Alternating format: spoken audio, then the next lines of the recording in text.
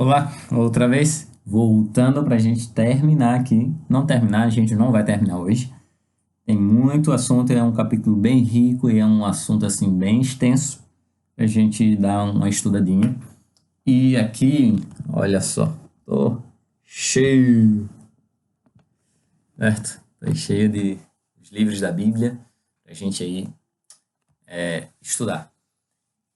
E bem, continuando, eu lembro que no vídeo anterior eu não fiz uma oração porque estava pegando esse movimento de um atrás do outro, mas provavelmente você está vendo esse vídeo talvez em outro momento, não tenha orado. Então vamos pedir para que nosso Deus nos ajude, não? A entender. Senhor Deus, mais uma vez baixamos nossas cabeças, Senhor, pedindo que o Senhor nos dê entendimento, Pai. Sabemos que o Senhor é Deus Todo-Poderoso e pode fazer todas essas coisas, Senhor. Nos ajuda a estudar tua palavra, a escutar as ideias e utilizar a nossa capacidade de raciocinar, Senhor, para chegar ao conhecimento da verdade. Que o teu Santo Espírito nos guie nesse caminho, é o que eu te peço e agradeço em nome de Jesus. Amém. Bem, continuando, a gente viu ontem sobre a ideia do tormento eterno e o outro, o ensino da salvação universal, ou seja, que no final Deus vai salvar todo mundo porque ele é misericordioso, só que isso ignora a justiça de Deus. E aí fala que muitos crentes têm pregado em púlpitos isso, né? Os crentes na salvação universal torcem as escrituras, ou seja, torcem ela para fazer a Bíblia falar uma coisa que ela nunca afirmou, ok? E o professo ministro de Cristo reitera a falsidade apresentada pela serpente no Éden, certo que não morrereis. No dia em que deles comeres, vos abrirão os olhos, e como Deus serei conhecedores do bem e do mal. Declara ele que o mais vil dos pecadores, assassino, ladrão, adúltero, depois da morte, estarão preparados para entrar nas bem-aventuranças eternas. Fábula aprazível, por certo, muito apropriada para a satisfação do coração carnal. Bem, meus queridos, se isso daí fosse verdade, a gente poderia desejar mais a morte do que a vida, né? Se quando eu morro, por exemplo. Outra coisa também, se tem um conceito, né? A pessoa foi boa, quando morreu, não está lá no céu, velando por mim, intercedendo por mim. Eu estou falando rápido, mas eu quero dizer que eu respeito quem pensa assim, certo? Não quero de maneira nenhuma faltar com respeito para quem pensa diferente, mas eu estou trazendo aqui a visão bíblica. Quando eu faço a leitura da Bíblia, quando busco nos textos, eu não consigo ver essa possibilidade e vou explicar o porquê, certo? E se a gente raciocinar, outro dia assisti um filme que não é querendo fazer propaganda, mas acabo fazendo, né? Que é o Milagre da Cela 7, onde todo mundo que morre ali não virou anjo, virou anjo, virou anjo. Isso é uma crença que é difundida, né? Uma pessoa morre, tão bom, não, eu acredito que meu pai está lá no céu. Se isso acontecesse, se a pessoa quando morresse passasse daqui direto para o céu, para o inferno, e eu sou uma boa pessoa, poxa, seria melhor eu até morrer. E vai acabar meu sofrimento, eu vou para a glória, né? E nessa ideia da salvação universal, vai salvar todo mundo porque Deus é amor. Então é isso. E de fato, eu não tinha me dado conta disso, mas isso é um dos motivos pelo qual leva muitas pessoas ao suicídio, a tirar a própria vida, porque eles pensam, não, não aguento o sofrimento, as dificuldades daqui. E se lá vai ser melhor e Deus é um Deus de amor, ele vai me salvar. Ok? Então veja um dos efeitos que essa crença leva. E também leva as pessoas a viverem de uma maneira a não se preocupar com o seu estilo de vida. A única coisa que eu e você vai levar para o céu é o nosso caráter, e ele precisa ser forjado, moldado aqui na Terra. O tempo que a gente tem, a experiência que a gente vive, os sofrimentos, as dificuldades são uma oportunidade que Deus nos dá para a gente trabalhar esse caráter e desenvolver um apreço, uma paixão pelas coisas celestiais. Ok, continuando. Deus deu em sua palavra prova decisiva de que punirá os transgressores da sua lei. Será ele demasiado misericordioso para cumprir com a sua palavra? Romanos 6:23 deixa muito claro que o salário do pecado é a morte. O dom gratuito de Deus é a vida eterna em Cristo Jesus. Mas o salário do pecado é a morte. Se a gente olhar para a cruz, a gente vai entender que isso é uma consequência séria. Cristo morreu, já falei isso no outro vídeo, porque para pagar o preço do pecado, certo? E o que acontece? Qualquer pessoa que ignora esse... Cristo morreu justamente para nos dar a oportunidade da vida eterna, e qualquer pessoa que ignora esse sacrifício, vai viver a sua vida de outra maneira, ele simplesmente vai receber a consequência natural do que ele enganou, do que ele recusou, que será a morte eterna, que é a Bíblia. As condições foram apresentadas. Eu, a quem tem sede, ou seja, aquele que tem sede, aquele que deseja, darei de graça da fonte da água da vida. Esta promessa é apenas para aqueles que têm sede ou aqueles que sentem a necessidade. Apocalipse, versículo 21, e agora o versículo, capítulo 21, e agora foi o versículo 6, agora o versículo 7, certo? O vencedor herdará todas estas coisas, e eu lhe serei Deus, e ele será o meu filho. Ok? As condições são específicas para herdar todas essas coisas. Teremos que triunfar sobre o pecado, ao vencedor, ao que vencer. Ok? Eclesiastes 8, ele fala uma coisa bem interessante. Eclesiastes 8, 7, 8, 13 diz assim: mas nada correrá bem para o ímpio. Ele não prolongará os seus dias, será como uma sombra, visto que não teme a Deus. Ou seja, não correrá bem, não prolongará os seus dias, ou seja, não vai viver. O ímpio terá um fim. O pecador está entesourando para ele mesmo o peso da culpa, da condenação. Todo aquele pecador que não aceita o sacrifício de Cristo e não abandona seus pecados, ele está acumulando para ele essa carga de condenação. Quando a gente se arrepende, deixa, abandona, a gente é perdoado, se arrepende sinceramente, confessa, né, tudo isso, e abandona, tudo bem. Mas esse que vive dessa maneira está acumulando para ele mesmo. E agora eu quero lhe convidar a abrir sua Bíblia em Romanos, capítulo 2. A gente vai ler alguns versículos ali de Romanos 2. Depois de Atos, certo? Romanos, capítulo 2, o versículo 5, 6 e 9. Okay? O que é que diz? Romanos 2. Mas, segundo a tua dureza e coração impenitente, acumulas contra ti mesmo ira para o dia da revelação do justo juízo de Deus, um juízo que será justo. Ou seja, a pessoa, por endurecer o coração, ela está acumulando. Deus vai trabalhando, tentando, mostrando, vai acumulando para ela mesma mais ira para o dia da revelação do juízo de Deus. Versículo 6 agora, certo? Que retribuirá a cada um segundo o seu próprio procedimento. Veja que a retribuição é segundo o procedimento das pessoas. Alguns procederam muito, muito mal, outros foram mal, não quiseram nada saber com Cristo, mas não foram tão mal assim, mas tinham os seus prazeres focados aqui nas coisas da terra. Seu caráter foi moldado para aqui, as coisas da terra. Então, será proporcional, a Bíblia fala que o juízo será proporcional ao seu procedimento. Então veja que ideia, talvez ilógica.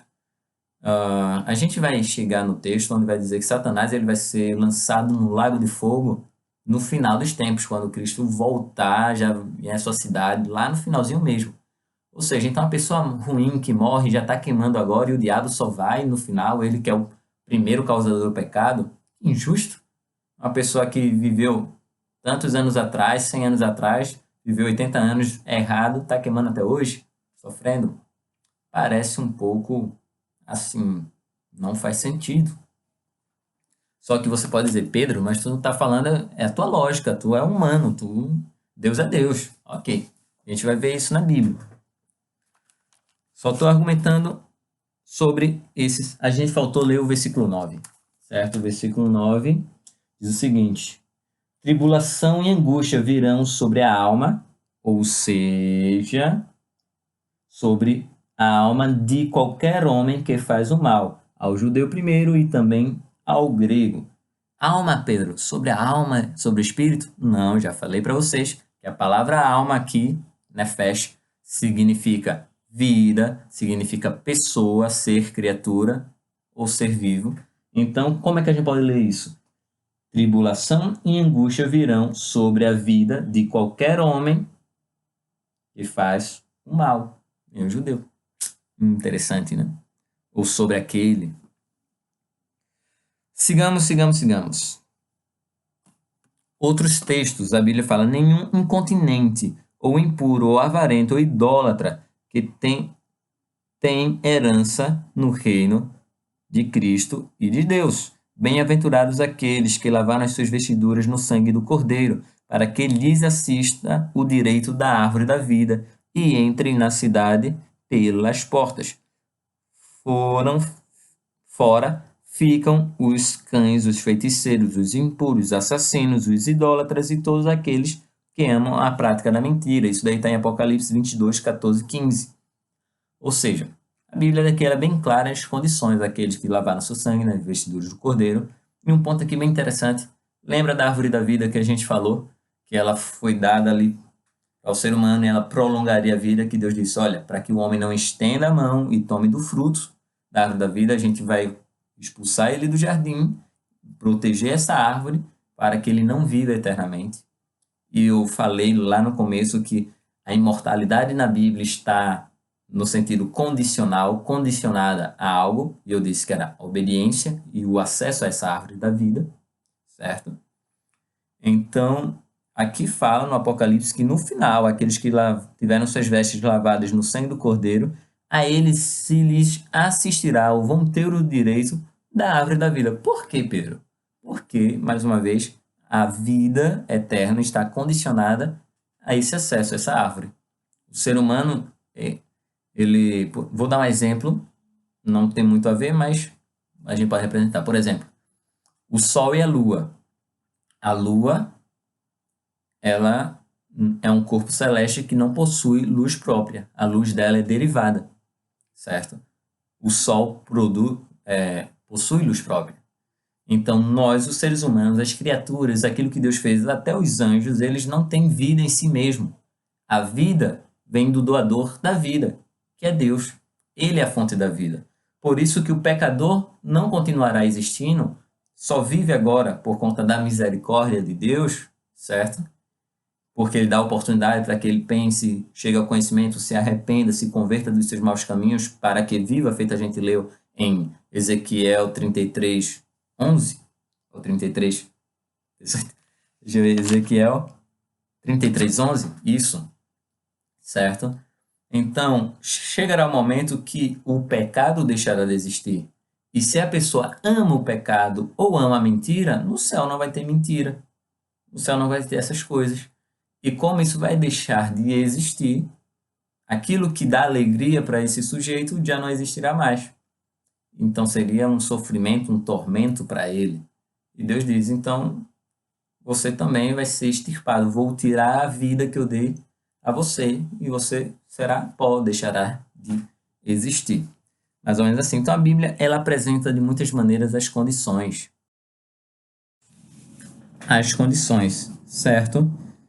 Então aqui, por exemplo, o Salmo 145, versículo 20, diz o seguinte: o Senhor guarda todos os que o amam, porém os ímpios serão exterminados. Eu lhe pergunto, o que significa exterminados? Aniquilados, deixou de existir. Uma praia exterminada ou um animal que está em extinção. O que acontece com esse animal? Deixou de existir, já não existe, mas não tem vestígios dele. Ok? Então é exterminado daqui. A Bíblia apresenta Salmos 45, 20, fala que os ímpios serão exterminados. Salmos 37, versículo 38 diz: quanto aos transgressores, serão a uma destruídos, e a descendência dos ímpios será exterminada. Por que a leitura disso? Porque a Bíblia deixa claro que o salário do pecado é a morte. Então, aquela ideia de que alguns falam sobre que não, Deus é misericordioso e no final todos vão se salvar, a Bíblia deixa bem clara que não vai se salvar. Cada um vai receber conforme as suas obras. Aqueles que insistem no pecado, endurecendo seu coração, estão acumulando para si maior ira no dia do juízo. quando Deus vier, ele vai retribuir conforme o procedimento de cada um. A Bíblia deixa claro que os ímpios, os transgressores, estes vão ser exterminados. Então, a gente já vê que pela Bíblia, essa ideia de todos vão se salvar, mesmo sem se arrepender, vivendo da maneira que querem viver, não faz sentido. Não tem apoio bíblico, ok? E o tormento, a ideia do tormento eterno, contrasta muito com a ideia de um Deus que é amor. Então, o que é que vai acontecer com essa gente? Afinal, vai queimar ou não vai queimar? Pergunta, né? Deixa eu ver o que a gente falou também sobre tormento eterno. É o seguinte, quando a gente lê esses outros textos, dá pra gente ter uma ideia um pouquinho e pensar o que é que vai acontecer com esse pessoal, certo? Gente, o que é exterminado hoje? Já perguntei. Deixar de existir. Ah, Pedro, então tu tá me falando que aquele que for pecador, que não se arrepender dos seus maus caminhos, não aceitar Jesus, dizer, ó, eu não quero saber nada, eu tô feliz aqui, vivendo, fazendo isso, eu gosto. Ele só simplesmente vai deixar de existir? É isso aí. É deixar de existir. Mas não vai ter nenhum sofrimento? Calma, não sei. O que a gente vai estudando, a gente vai ter aí alguma ideia do que vai acontecer. O que a Bíblia fala é que cada um vai receber conforme seu procedimento, em proporcionalidade. O que me leva a crer que aqueles que pecaram mais ou tiveram uma contribuição com o mal muito maior, esses daí talvez sofram mais. Mas a ideia é que vão ser exterminados, vão ser destruídos. Talvez uns demorem mais que os outros. Mas isso é uma coisa para a gente ir analisando. Ok, outro ponto aqui para falar é sobre quem é Deus. Deus, ele não força ninguém a decidir por ele. É claro, ele ama a todos, ele quer que todos cheguem ao arrependimento. Quando a gente lê lá 2 de Pedro, capítulo 3, rapidinho, vou buscar aqui na minha Bíblia.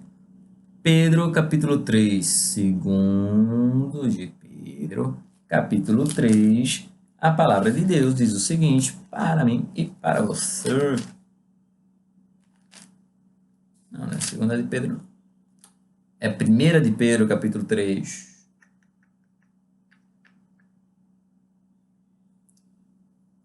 Não. É 2 mesmo, de Pedro, o 3, a vinda do Senhor, versículo 9. O Senhor não retarda a sua promessa, ainda que alguns a julguem demoradas, pelo contrário, ele é paciente com você, não querendo que ninguém pereça, ou seja, morra, mas que todos cheguem ao arrependimento. Ou seja, Deus ama a todos, só que ele também não força ninguém. Se o cara não quer ir para o céu, se o cara não gosta das coisas que vão ter lá, Deus não vai obrigar ninguém. Por mais que ele queira, por mais que ele entenda que é o melhor, que é uma felicidade genuína, se as pessoas aprenderam a moldar o seu caráter, o seu gosto, alimentar o seu desejo carnal ao ponto de amar as coisas daqui, seu caráter já vai estar formado para isso. Isso não vai existir. Deixa eu ler. Ele não tem prazer na obediência servil, ou seja, servir por medo. Inclusive, eu não falei, mas essa ideia do tormento eterno, o purgatório, era uma coisa utilizada muito na Idade Medieval. Hoje, infelizmente, ainda é utilizado. As pessoas, olha, se você não se arrepender, você vai queimar no fogo do inferno, toda a sua família. E aí, distorce quem é Deus e faz com que as pessoas adorem Deus por medo e não reconhecendo o amor dele. Isso daí é uma coisa, assim, bem séria para se pensar. Ok, os princípios do governo divino estão em harmonia com os preceitos do Salvador. Amai vossos inimigos. Seria ilógico, né, Deus destruir ou estar contento, alegre na destruição do ímpio, se ele diz para a gente amar o inimigo. Mateus 5,44. Deus executa justiça sobre os ímpios para o bem do universo. Ou seja, o pecado, e é uma coisa que eu falo, o pecado ele é ruim para todos. Para o justo e para o injusto. E quando eu falo justo, é aquele que é justificado por Cristo, tá certo? O justo e o injusto. O bom e o mal. Doença, enfermidade, que é a mesma coisa que doença. Problemas, acidentes, a degradação humana. Eu preciso usar óculos, não estou usando, mas essa degradação, tudo isso, consequências, a maldade, a violência, são consequências do pecado de Satanás e dos seus inimigos, né? Os seus anjos ali, os demônios. Então isso afeta tanto a pessoa boa, no nosso conceito, como uma pessoa ruim. Às vezes passa a impressão, não, o ruim está prosperando. Ok, mas ele também está sujeito aos mesmos problemas que a pessoa boa tem. Ou seja, o pecado é um problema que atinge todo o universo. E Deus, quando ele executa o juízo dele sobre os ímpios, é para o bem do universo todo e até mesmo para o bem daqueles que recebem o juízo, certo? Aqueles que vão ser executados. Ele faria felizes se fosse possível, só que para essa pessoa ser feliz, ela precisa daquilo que é contrário a Deus, e Deus ele não pode ser contrário a ele mesmo. Então, ele não pode fazer a pessoa feliz. Que interessante. E aqui já entra outro ponto. Cremos que Deus é onipotente, então ele pode todas as coisas, para a gente pensar nisso. Deus ele é tão poderoso que ele poderia criar uma pedra que nem ele mesmo poderia carregar. Olha o paradoxo. Não. Deus é todo poderoso, tem onipotência, poder ilimitado, mas existem coisas que Deus não pode fazer. Deus não pode mentir, Deus não pode roubar, Deus não pode ir contra ele mesmo, Deus não pode deixar de ser Deus, Deus não pode morrer, Deus não pode ir contra a sua própria lei, ele não pode obrigar, porque ele estaria indo contra o princípio do livre-arbítrio, ele não pode obrigar as pessoas a servir ele, entende? Então existem muitas coisas aí que Deus não pode, ele se limita. Que louco, né? Ele poderia criar a gente como um robozinho, mas não, ele quer o amor genuíno, e o amor genuíno só surge na liberdade, que é oferecida a todos. Ok? Fala aqui, ó. Ele faria o que fosse possível para fazer felizes, mas não é. Cerca-os de manifestações do seu amor, faz acompanhar as ofertas da sua misericórdia, faz acompanhar as ofertas da sua misericórdia. Eles, porém, desprezam seu amor e anulam a lei e rejeitam a misericórdia. Constantemente recebem seus dons, ou seja, os dons de Deus, e ainda assim desonram o doador. O Senhor suporta longamente sua perversidade, contudo, acorrentará estes rebeldes ao seu lado, forçando a executarem a sua vontade. Será que Deus vai acorrentar eles? Venha, me obrigue. Não, não vai. Aqui fala, feita a Bíblia fala, a chuva vem para justos e injustos. Quando fala chuva, é no sentido de bênção. Hoje a chuva está uma loucura, né? Mas é no sentido de bênção. Ou seja, Deus ele dá o sustento, dá o alimento, permite que as pessoas vivam e tenham até prazeres sadios aqui na terra. É ele mostrando o amor dele. Ele, olha, eu não te trato diferente, mesmo que tu não queira saber nada de mim, te dou a oportunidade. Só que essas pessoas vão rejeitando, rejeitando, rejeitando, rejeitando e acumulando a ira para o dia da revelação do juízo de Deus. Ok? Agora sim, eu vou deixar para... Desprezado não. Essa parte eu ainda vou falar um pouquinho para a gente entender qual o nível do amor de Deus, certo? E eu termino por aqui e depois a gente continua, porque já vão em 3 vídeos que eu estou gravando hoje, ok? Despreparados para o céu. Os que escolheram a Satanás como chefe não estão preparados para comparecer à presença de Deus. Orgulho, engano, licenciosidade, crueldade se fixaram ao seu caráter, aquilo que eu vinha falando. Podem eles entrar no céu para morar para sempre com aqueles a quem odiaram a terra, ou seja, aquelas pessoas que não amaram o mundo, as coisas do mundo, eles que amaram tanto as coisas do mundo, será que eles estariam bem vivendo ali? A verdade nunca será agradável ao mentiroso. Humildade não satisfará aquele que se tem em alta conta ou aquele que se acha, né? A pureza não é aceitável ao corrupto. O amor abnegado não parece atrativo ao egoísta. Que fonte de gozo poderia o céu oferecer para os que se acham absorvidos em interesses egoístas? Tipo isso. Se a pessoa ama beber, se embriagar, comer todo tipo de carne, besteiras e coisas assim, isso não vai ter no céu. Então, por mais que se pinte um quadro bonito, e lá é bonito, coisa que o olho jamais viu, mente humana sonhou, ou olho algum tenha visto, as pessoas que aprenderam a amar isso se fundiu ao caráter delas de tal maneira que para elas viver uma eternidade nesse contexto seria uma tortura. Eles não estariam felizes e a harmonia não poderia reinar com a pessoa infeliz ali. Porque eles aprenderam a soltar todo esse seu desejo, essa sua natureza carnal, que é uma consequência do pecado, certo? Poderiam aqueles cujo coração está cheio de ódio a Deus, a verdade e a santidade unir-se à multidão celestial, unir-se aos cânticos de louvores? Anos de graças lhe foram concedidos, ou seja, o tempo de vida aqui. Porém, nunca exercitaram a mente no amor à pureza. Jamais aprenderam a linguagem do céu. Agora é demasiado tarde. Já foi o tempo de oportunidade. Uma vida de rebeldia contra Deus os incapacitou para o céu. A pureza e santidade dali seria uma tortura para eles. A glória de Deus, um fogo consumidor. Almejariam fugir daquele santo lugar e saudariam com alegria a destruição. Okay. O destino dos ímpios se fixa por sua própria escolha. Sua exclusão do céu é espontânea de sua parte, e justa e misericordiosa parte de Deus, da sua parte, e justa e misericordiosa da parte de Deus. Deus, semelhante às águas do dilúvio, o fogo do grande dia declaram o veredito divino de que os ímpios são incorrigíveis. Sua vontade foi exercitada na revolta, ou seja, eles utilizaram o direito deles na revolta. Ao terminar a vida, é demasiado tarde para voltarem seus pensamentos da transgressão para a obediência.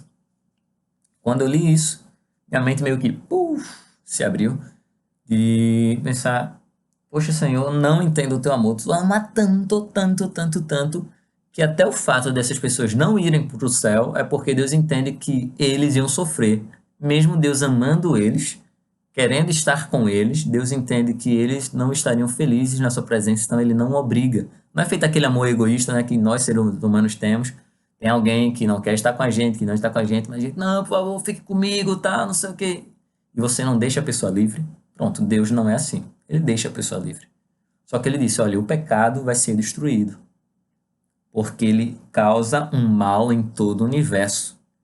E ele nos dá um tempo de graça. Essa noite acordei com esse pensamento. Ainda por pouco tempo. E o ímpio já não existirá. Isso daí está em Salmos 37. A gente leu hoje. Ou seja, o que Deus está dizendo, olha, o pecado vai ser destruído, vai deixar de existir. O mal deixará de existir. Você quer ser ímpio, quer continuar vivendo a sua vida assim, eu estou lhe dando oportunidade para que você se arrependa, para que você deixe disso, porque não faz bem a você, não faz bem aos outros.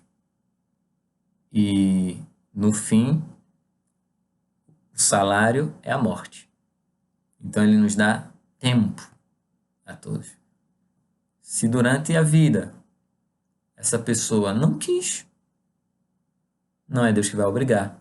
E a consequência que Deus, por sua misericórdia, adiou, lembra que eu falei? No dia em que pecar, aí Deus coloca o substituto apontando para Jesus, Jesus vem ao substituto, né? Eis o Cordeiro de Deus que tira o pecado do mundo, aí depois vai falar que ele foi morto antes da fundação do mundo, ou seja, Deus, quando Jesus criou o mundo, ele já sabia que isso ia acontecer, então ele já tinha um plano ali em mente, não, quando o homem pecar, quando o pecado surgir, esse é o plano que a gente vai executar. E as pessoas recusaram, ok, você não quer, eu fiz isso para que você tivesse a possibilidade, porque sem isso, o salário era morte e já estava tudo exterminado. Mas dei essa possibilidade. Você não quer, tudo bem. Vai receber o preço do salário do pecado, que é a morte e a destruição eterna. Eu espero que tenha ficado claro o tema